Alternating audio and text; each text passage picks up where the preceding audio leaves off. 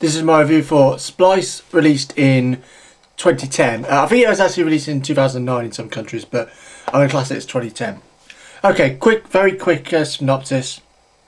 Basically, Adrien Brody and Sarah Polley are two scientists who splice genes together and make creatures and try and find cures to diseases. And during this process, they just make a radical decision to splice the human gene with something else. Can't remember exactly what it was. So they create half human, half something else hybrid. Okay, and chaos ensues. This movie is one I quite liked, and it's got its problems definitely, but it's one of these movies that it's not the best movie of 2010, but it's the most memorable, I think, or one of the most memorable. There's a certain style about it that makes it individual and different from anything else.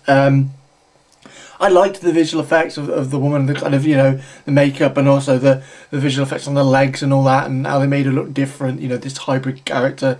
I thought that was really good, and I think it's got a sort of like weird kind of haunting, very creepy atmosphere throughout. It's the type of movies that aren't really made anymore. It's got an old-fashioned kind of feel to it, you know, more simple kind of horror. More about ideas and stuff than jumping out at you. But there's definitely some bad things. You know, some of the acting's a bit off. It's not bad. It's pretty good actually for the genre. Some of it's a bit bad, but in general, it's actually not too bad actually. Thinking about it, some of the dialogue's a bit dodgy here and there. The general idea and the general kind of tone of the movie is fairly cheesy because it's B-movie, so you'll have to get used to that as well. That can be a bit annoying at times, but there are some really good things about it. It's quite subtle at times. There's some really nice kind of creepy subtle moments. It reminds me of like when M. Night Shyamalan used to make good movies, like one of his better ones.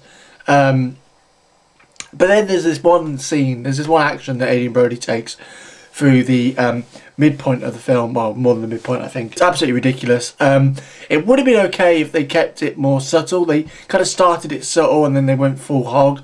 And they shouldn't have gone full hog, because not only was it pointless and kind of damaged the film, it also just didn't make any sense because they didn't make it important. They kind of did it and then they forgot about it, and then it wasn't really mentioned again, and that's a shame, because I think if they were going to do it, which I think was a bad decision, you'll know what I'm talking about when you see it, which was a bad decision anyway, I think they would have been better just keeping it subtle the way they were going for originally.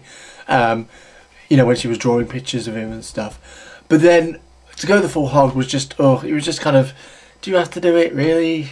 You know, and then not mention it. The worst crime is not mentioning it. Is then just saying, you know, it doesn't matter. Who cares? But there you go. You'll know what I mean. And that nearly completely ruined the film for me. I thought that's just ridiculous. But in general, I quite liked this movie. You know, I did. That point aside, which really did bother me. If you can ignore that, I think there's a good movie here. There's not a great movie, but there's enjoyable, fun, but at the same time creepy, old-fashioned horror movie. Check it out if you like that kind of stuff. If not, I'd probably stay away. Probably not much for you. But if you like that kind of thing, check it out.